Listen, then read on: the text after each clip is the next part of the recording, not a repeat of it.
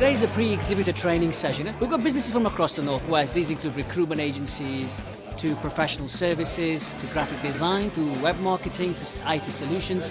The key one thing to remember is that return on investment can be achieved if you follow the simple processes. In other words, making the Expo work for you. We're here today to find out a bit more about the exhibition itself, what we can do to try and enhance and get as many leads from it as possible. Looking forward today to meeting the other exhibitors and understanding how we can best add as much value as possible to attendees and people coming along to the show in April. Welcome to the pre-exhibitor training session. Today I'm going to take you through a process and help you understand how you can get the best out of the Expo and make the Expo work for yourself, and how you can generate a return on investment. So let's start. So what do you do before the Expo? I've created something called the 6 Ps. Number 1, planning. Planning for what? Planning your ROI. Number 2, people, because they're the most important assets. Number 3, prospects. Number 4, pre-event promotion. Number 5, print and merchandise. And number 6, paperwork. When it comes to people, I've already quoted some figures. 80% of stand success is down to people. So moving on to the next one, I've covered prospects and promotion. 45%, this is according to Trade Show Bureau, 45% of visitors that come along to expos is because they've received a direct invite or pre-event promotion. 45%. Yet 80% of exhibitors do very little or no show promotion.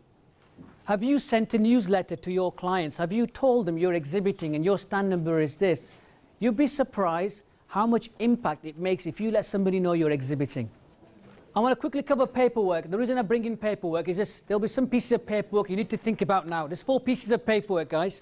First one is an exhibitor checklist. You will need a checklist, otherwise you'll be panicking the last day. Staff rota.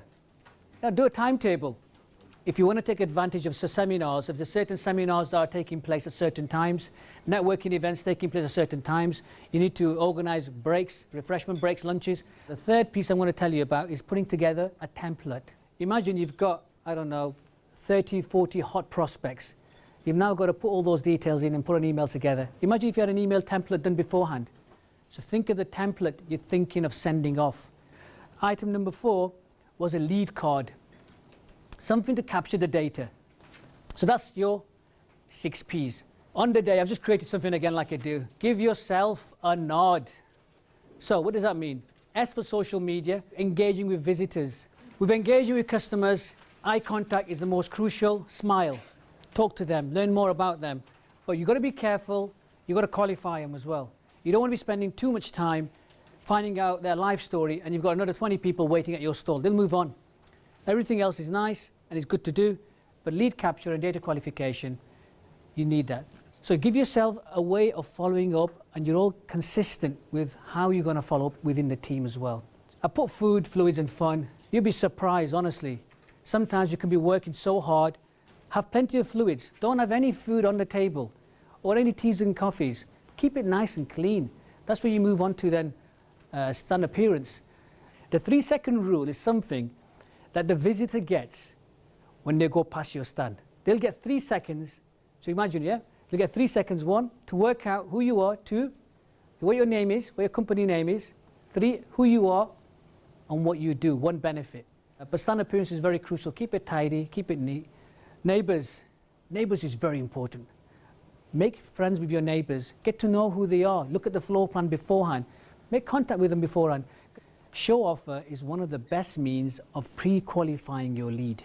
Ask the question, find out what is it that you can offer to potential visitors, or who is your target market, and work out a show offer relating to that. If they take up your service, that's because they're a potential prospect. So show offer is very important. Please give it some serious thought. At the end of the Expo, make it fab. Follow up, follow up, follow up. Analyze, debrief, and book early. There's 2 things to bear in mind when it comes to follow-up. Number 1, it can take up to 6 times making contact before you convert a lead. That's an average industry stat, 6 times. So bear that in mind. And it can take up to 11 months before you convert it after the show. So try to get either an email out and then follow up within a week. Ring them up. Have you received my email? Can I arrange to meet you? So that's what we have in terms of FAB. Well, ladies and gentlemen, thank you all very much for the pre-exhibitor training session. We've covered what happens before, what you do during, and what you do after. Let's make it a fab event. Thank you very much.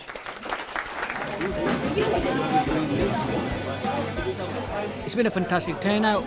We've got around 80-90% of our exhibitors turning up, which is really good.